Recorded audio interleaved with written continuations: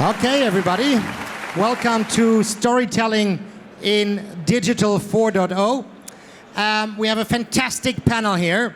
So please prepare your questions through the app. We have slightly over 30 minutes here. My name is Lars. I'm from Precious Communications. And we have the panelists introducing themselves. Let's start with Yasser. Hi, I'm Yasser. I'm from Essence. We are a data-driven, measurement-focused agency. One of our key clients is actually Google, and I manage the strategic outputs for media for Google in APAC and Southeast Asia. I think for me, digital in storytelling, it's a very lofty, big word, but I think what is really important is that as the digital audiences evolve, I think what's really important is that we start to really understand these audiences a lot better, and I hope to have a very, good conversation, good discussion around this today. Hey, good morning, everyone. My name's Alex Khan. I'm the Managing Director for Smaato. Smaato is a global SSP for in-app mobile advertising.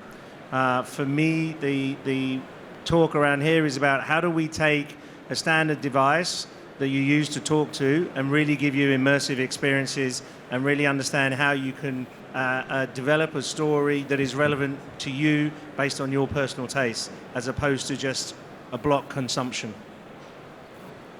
Hi, my name is Isaline Duminil. I'm a marketing director for JCDecaux. JCDecaux is leader in out-of-home media. For me, storytelling in Digital 4.0 is about content and content premiumness and what it means, and maybe not so much just targeting people based on audience profile, but how do you make it relevant to the state of mind at that point in time? And I have more to share about this. Good morning, everyone. I'm Deeps De Silva. I head up global marketing programs here in APAC for Facebook. I'm really excited about digital storytelling, especially on AR, VR, and all these new emerging mediums, because I think it's a great opportunity for creators and advertisers to get together and do some really amazing things and excite a lot of their users and customers. Thank you. So digital platforms change the way that we tell stories. So how can companies capitalize them in the digital age? Maybe let's start with Isabel, right? Isaline, sorry. So outdoor advertising or out of home has been around for the longest time. So how has technology especially changed the way that we can tell out of home stories? What opportunities have we? What are the big things that are changing the way that we engage and entice an audience? So yes, out-of-home has been around for the longest time. It's actually one of the oldest media in the world. And I think what's very special about out-of-home is the location and the importance of the location. And when you think about this, location already gives you a lot of information on the audience that's going to be around and on the state of mind. Actually, there was a study in the UK done a couple of years ago that showed, in terms of percentage of ad recall, that out-of-home had an 80% ad recall 30 minutes before people did shopping. And the number dropped down to 20 for the traditional media and below 10 for internet advertising. So I think that being said is how do we become even more relevant? How do we capture even more our audience in that proximity to store?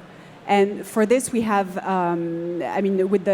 with technology, so we have deployed many digital screens, and this is the way that out-of-home is going, and we're powering the screens. And one of the ways that we power those screens is by using live feeds to personalize and adapt the message in real time.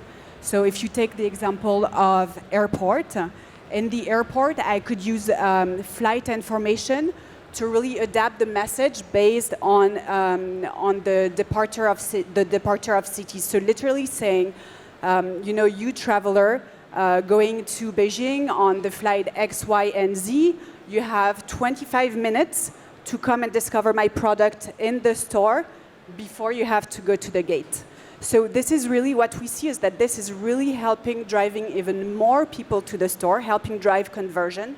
And by leveraging this data, which is quite new, is really for us a way to play in the age of Digital 4.0. Thank you, Isaline. So basically you're saying it has to be context, right place, right time, right person. So from out of home, how do we get that into in-app? So how do I make sure that if I get contacted by a brand through a story, that it fits me, that it suits, and it's not intruding, because then we lose the context? Yeah, sure. I think we as consumers, and everyone in here is a consumer, you all have a phone, you shouldn't be scared of data. The only way you're going to get a relevant, personalized experience, the only way you're going to get to do the fun stuff, and I'm not talking about a banner ad sent to you about what you looked at on the web 10 minutes ago. I'm talking about going right to the realms of your imagination, where you walk into a store, you're scanned, you have a 3D image of your body, and you can try on every clothes that you want to try on in that store without having to go through the physical action. And you're able to then communicate to the store which clothes you like, and it automatically goes to checkout, and it's there ready for you. But you can't do that unless you're able to harness your data. So those of us who work in mobile are really trying to get you as the consumers to understand releasing some of your data is not a bad thing. It actually enhances the experience of your app consumption, and your actual interaction with your mobile phone becomes a way more personal experience. Thanks, Alex.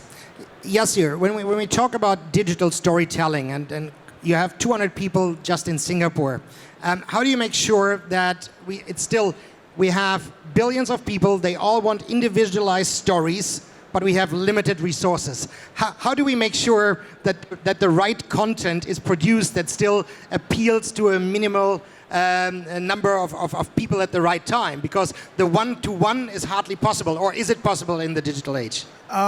It's interesting, though. I think I would say it's possible to a certain extent. I think what we've kind of realized as digital is kind of evolving, media is evolving, we are actually able to address people a lot better. The media landscape now is a lot more addressable than it was before, because there's a lot of information. Information from Google, information from Facebook, and of course information that is readily available for us.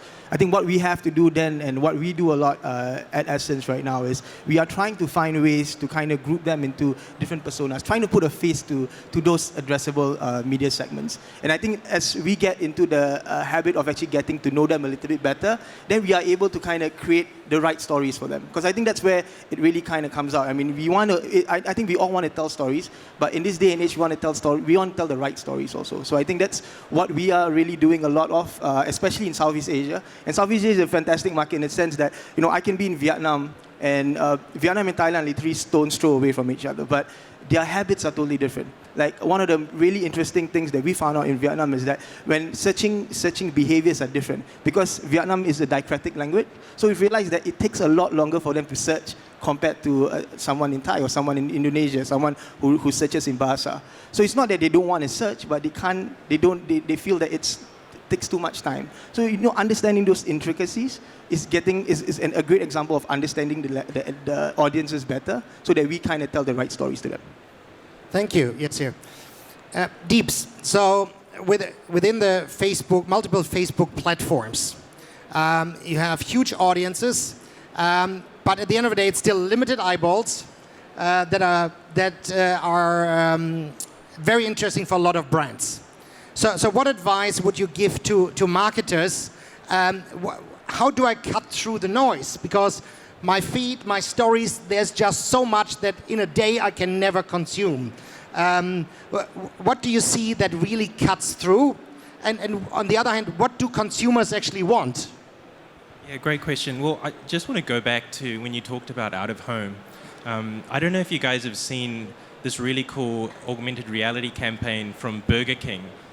So basically, they did a really amazing campaign where essentially, as a user, if you saw a McDonald's ad and you pointed your phone to that ad, it would actually burn, and then it'll give you a free Whopper. So then essentially you can go in store and then actually claim that free Whopper. So there's a really cool example of augmented reality used by this brand, and it had a lot of user love there as well. But it also didn't actually just work out of home, it also worked on web banners as well. So any type of competitive like burger company, it would actually burn that that ad, and then it actually gives you a coupon for a Whopper, which is pretty cool. The other thing is actually what I love in terms of I'm a big Nike fan, but Nike ID, I don't know if you guys know what Nike ID is, but basically allows you to personalize your shoes. What they did actually in store was they basically had a bunch of like white Nike shoes, and you could put it into like a placement, and it would project augmented reality with the colors that you choose, which is pretty awesome. So normally you'd actually experience that online, but now you could experience that in store via like projected augmented reality. But going back to your question about Facebook and the reach that we have, look, who uses Instagram stories here? It's cool. I mean, it is a very growing medium for us at Facebook, and we're seeing an explosion of growth across the region around how people are using stories. Now, the good thing about it is we work really closely with our advertisers and creators, and the really exciting thing, I mentioned this at the start, was around how advertisers can work with very smart creators. So storytelling has been around for centuries, right? And there's no difference around having stories in a book or in a digital format or VR or AR. But the key is really around the creator. So what we encourage a lot of our advertisers and agencies to do is work with very smart, innovative creators to come up with ideas around augmented reality and virtual reality. Some examples of Instagram and stories is a brand called Off-White, Virgin Abloh. He's now the creative director for LV. So we worked with him on an off-white filter on Instagram stories. So users can then basically use this augmented reality app and actually see the quotes. So if you're familiar with Off-White, he basically quotes everything. So if it's a t-shirt, it's quote t-shirt, shoes, quote shoes. So then the augmented reality would have the quotes above your head with Off-White. So it's really great kind of brand placement for Instagram stories. So I think there's definitely a lot of opportunities there, but like I said, we're encouraging a lot of our advertising agencies to work closely with creators, and that's a challenge. So I think as brand marketers is really to think creatively around who are the top creators that you can work with to come up with these stories to have a really great experience for your users.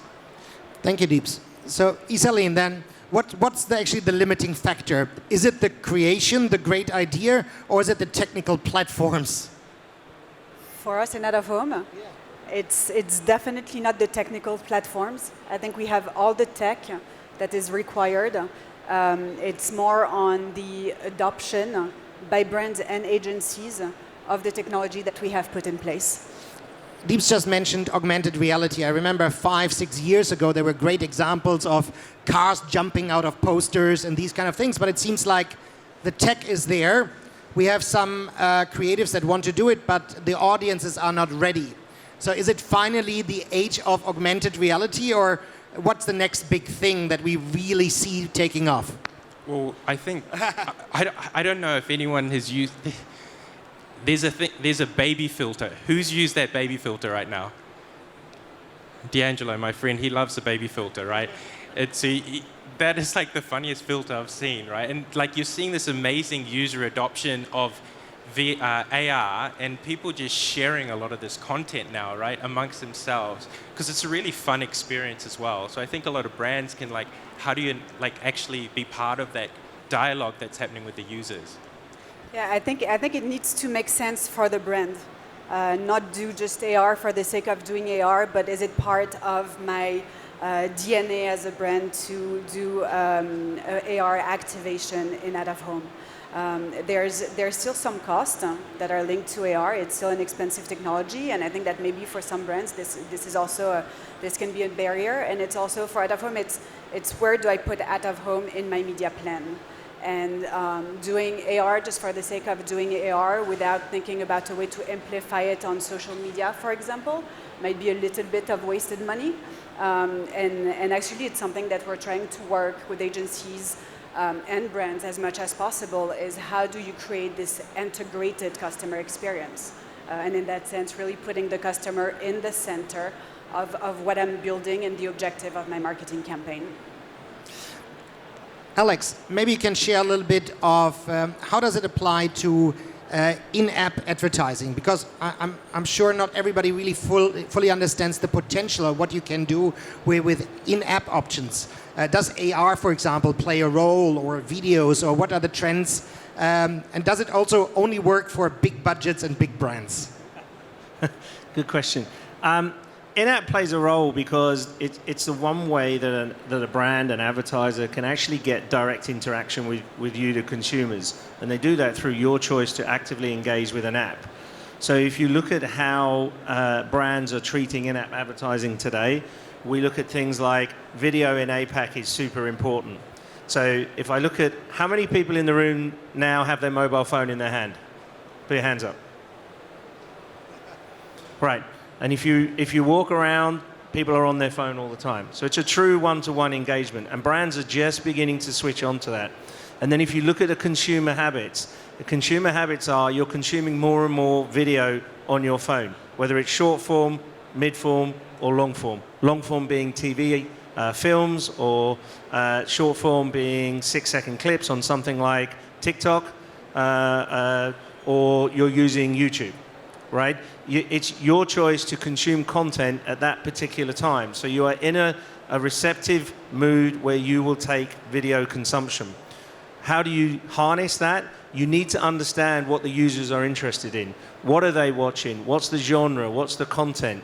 So in-app can provide some of that anomalized data, but to get a true, perfect, bespoke experience for consumers, we have to understand that as consumers, we need to release a little bit more data.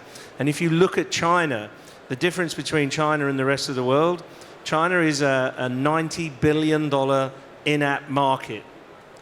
And it's $90 billion of advertising because the consumers in China understand if I want a better experience on my phone, I need to register for an app. I need to register for the website. Look at the size of WeChat. Cash. You will struggle to spend cash in China. Everything is done WeChat, WePay, or you're done on Union Pay. And that's the way the world's going to vote. Your phone will become the most important device for you.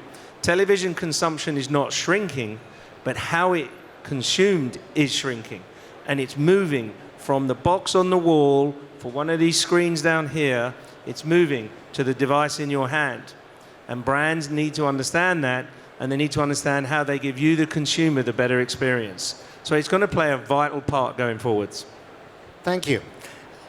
Yasser, so when brands come to you and said, hey, I need to know what's the latest, the coolest thing we want to do it. Is it more about convincing them to try something out or holding them back because they're not ready? For example, a brand walks into your office and says, hey, I heard TikTok is the latest thing. And you say, yeah, no, that was last year. How does it work?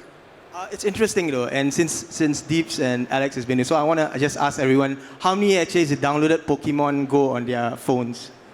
Okay, not as much, yeah. But I think one thing I wanted to just add on, and that the most successful AR app for the past few years has actually been Pokemon Go.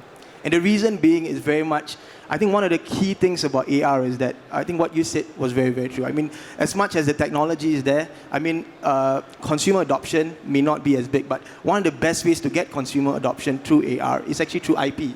You know, things like Pokemon Go, things like Burger King, like hamburgers and things like that, you know, popular hamburger brands. Even, I'd like to say, you'll be talking about Pikachu and everything. I mean, people want to have that ability for them to actually kind of be associated to something that they love. So I think that's one interesting way to kind of look into AR, and I think that's where AR can really kind of be brought forward. It's through all this very, I think if I'm not wrong, Harry Potter, there's a new Harry Potter AR app that just kind of got released a few days ago, and I'm starting to get invites around that. And you kind of see this things going on. So I think AR as a technology, definitely. One thing I would do when it comes to clients is, like, I mean, Isaline really said it really well. It has to make sense for the brand. I think it's not everything can be actually used for AR. One of my best apps for AR that I've used is actually Nippon Paint.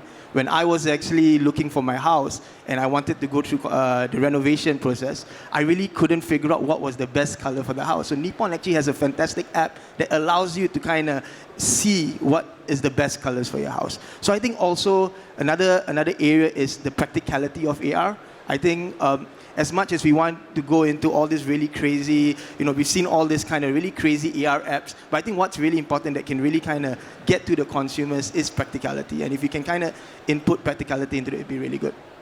Alex, you want to add something? Yeah, I think just to add to that, when brands harness the power of AR, they also need to understand that it's about an audience buy. It's not about how much they throw at the wall and see what sticks. So they have to be smart in what creatives they deliver, particularly for in-app advertising.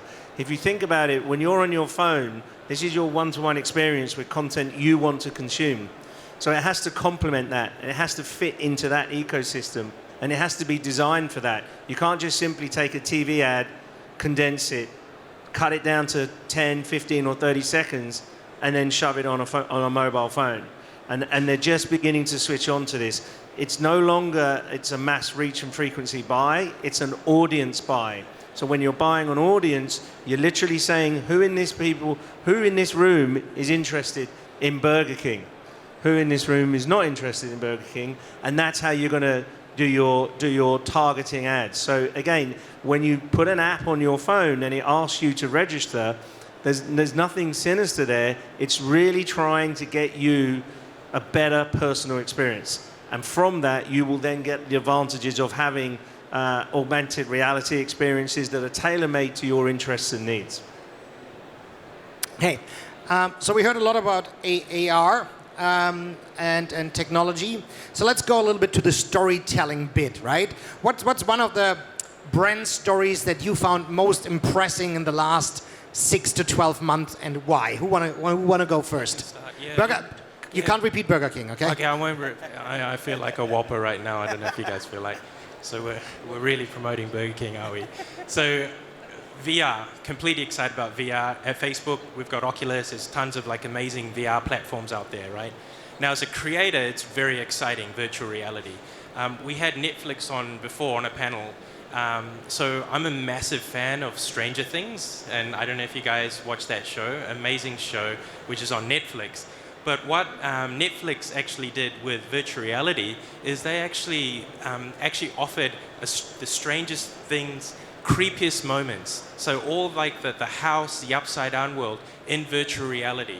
So you can actually now be a character and experience that. So like completely changes the dynamic and the experience that you have with a brand, right? Similar with HBO's Silicon Valley, you actually could now experience the apartment that all the characters are living in and actually interact with those characters as well. Some of the other cool examples, Adidas, when they released their outdoor trekking gear, they actually worked with some of the world's best mountain climbers, and you could actually experience mountain climbing in VR with those mountain climbers as well. So you can see how all these amazing brands are working with creators in terms of creating these amazing storytelling experiences using virtual reality. Thank you, Deeps. Isaline, what's one of your storytelling highlights that you've seen recently? I'll share a campaign that we've had in the airport in the past year. So it's not using AR or VR, but it was it's the Absolute brand, so the vodka, who actually find an amazing way to bridge the online and offline activation. So they had an online activation where they would ask people to recommend a bar in their city, using a hashtag for the campaign. And then what we did as a media owner is pick up that hashtag, and in the airport, depending on the city of departure, we would actually put up people's recommendation. So it's really using user-generated content, amplifying it through out of home. And for me, it was really, really good in the way that they were really building a community of travelers, a community both online and offline, and it was a really, really nice execution. Okay, cool. What's one of the highlights in brand storytelling you've seen in the last 6-12 months, Alex? Yeah, there are quite a few, but I think for me the exciting area is around how consumers are going to interact and how artificial intelligence is going to play a part in this as well. I know we're throwing a lot of names of technology at you, but they are actually quite symbiotic. And if you look at it, let's take a story about how, say, something like TikTok, which has risen from a fairly unknown app in China, one acquisition, to now the third largest downloaded app ever. And what that does is it takes the videos that you look at, and through artificial intelligence in the background, it begins to understand your character, your consumption habits, what you like, what you flick through, what you pass on, what you watch through completion. And you're actually getting a tailor-made channel of video content on your phone via an app. And to me, that's a pretty strong story, because if you think about it, it's not a massive leap to retail stores, and some of the more progressive ones are doing it, where you actually do walk in and you virtually try on the clothes, and because they've scanned you, they have all your body measurements. So no longer do you buy a pair of trousers and go home and they don't fit, or you buy a jacket or a dress and you go home and they don't fit. They actually, through your biometrics, they go to the store, they're scanned, they're cut, and they're delivered to you. That, to me, is a pretty exciting storytelling. Cool. For me, it's also really... So I have a 2.5-year-old daughter. So I let her watch YouTube. And I let her watch YouTube on different platforms, whether it's mobile, whether it's on the TV. And the one experiment that I kind of do with her is that whenever she goes through an ad, I kind of see what ad she skips and what ad she doesn't. And 9 times out of 10, she is skipping the ad. And that's the generation that we're going to go after, right? Where it's a generation where they are kind of taught, or they know it's a norm for them not to even give the ad even a 1 to 2 second chance, and they will just kind of skip it. So the 10% that she doesn't skip ads, and I've actually kind of listed down all the different ads. They actually have a couple of things that one is actually relatability. It's something that she relates to. So it could be a toy that she wants, it could be a character that she knows, and that's something that she doesn't skip.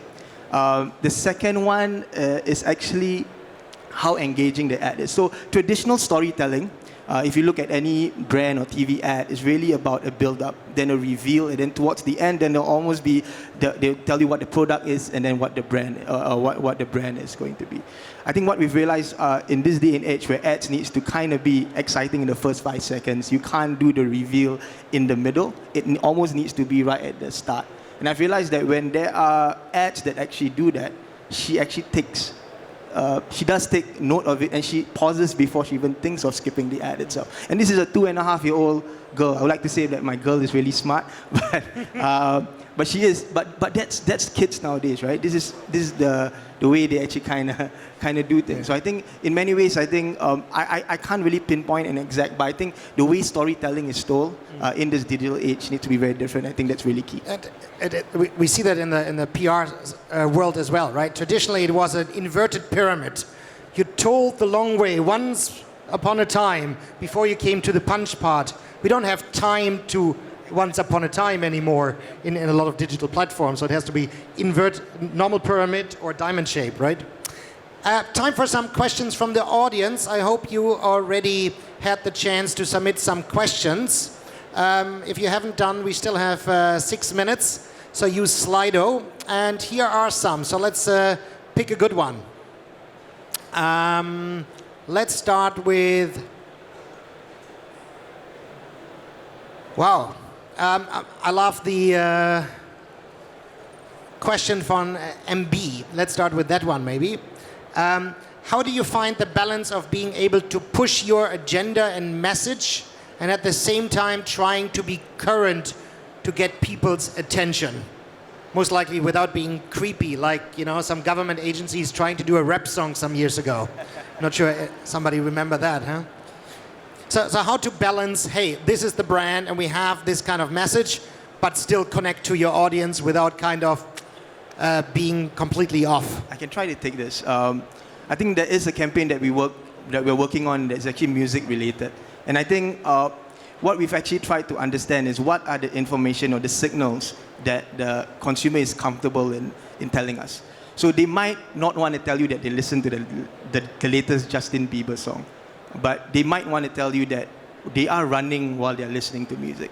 So I think understanding those elements is pretty key. Just finding what signals they're comfortable with, and most of the times those signals can give you a very good indicator to how your media plan might be, or even your strategy might be moving forward. Okay, cool.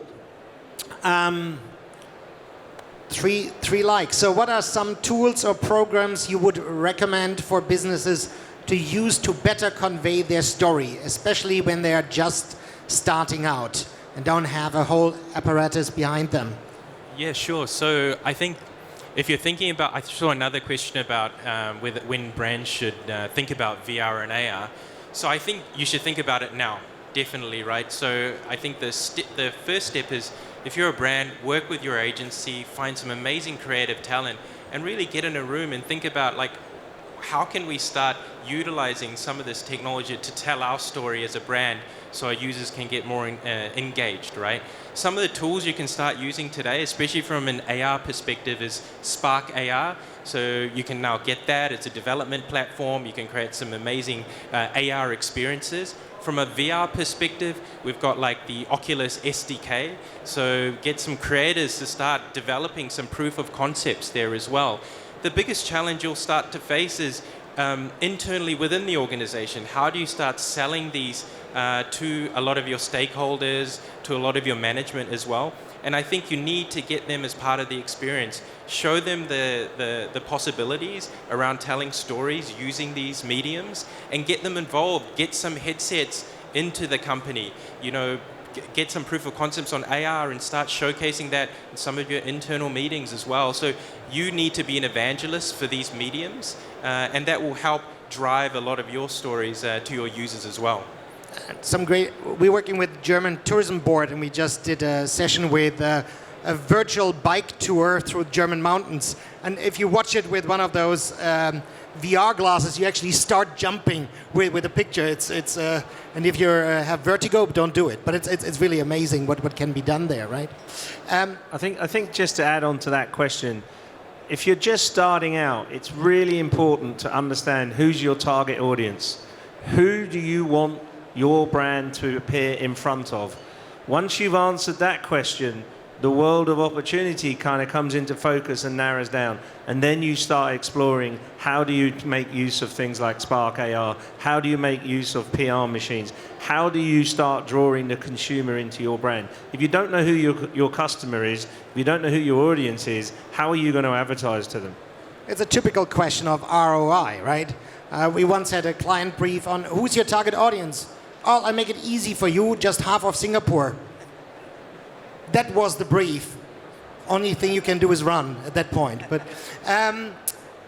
with advertising focus trying to be more personalized, Isaline, not the easiest question. How do we balance consumers' privacy and personalized experiences without getting into a Minority Report future? So actually we are, so Out of Home is a one-to-many media.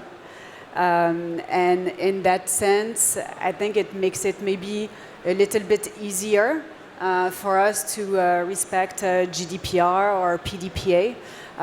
We are very, very careful as a company on the sources of data that we use, even to have an understanding of the profiling of the audience in different locations. So everything that we do is GDPR compliant.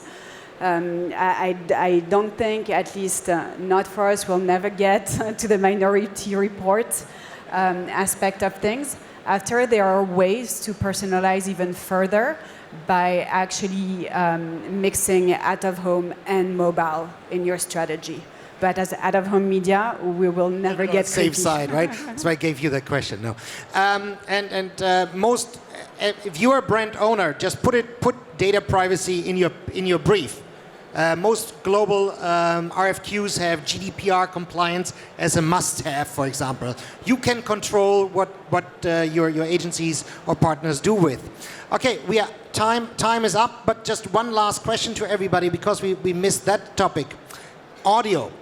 We have the Alexas, we have the Google Homes, we have the Siris, Spotify's, and other storytellers that want to do audio. Is audio ready to be big for brands? Yes or no? One sentence answers. Who want to go first? Yeah, look, I think, there's a lot of terms around this. I think you can call it conversational commerce. From a commerce perspective, I think it's fantastic. So, you could, go Alexa, reorder the groceries from last week, and it'll automatically do that and do the payment. So I think there's some awesome opportunities around commerce when it comes to these tools. I think audio is amazing for inclusiveness because we forget a lot about visually impaired people, for example, in all the discussion that we've had. And audio can actually be a good way to communicate. For me, audio commerce, yes, to agree with Deeps. Audio ads, yeah, not so sure. Yes, and always use Assistant because I work on Google. Good. So then let's use an audio platform and just say thank you very much to our great panelists. Thank you very much. See you soon.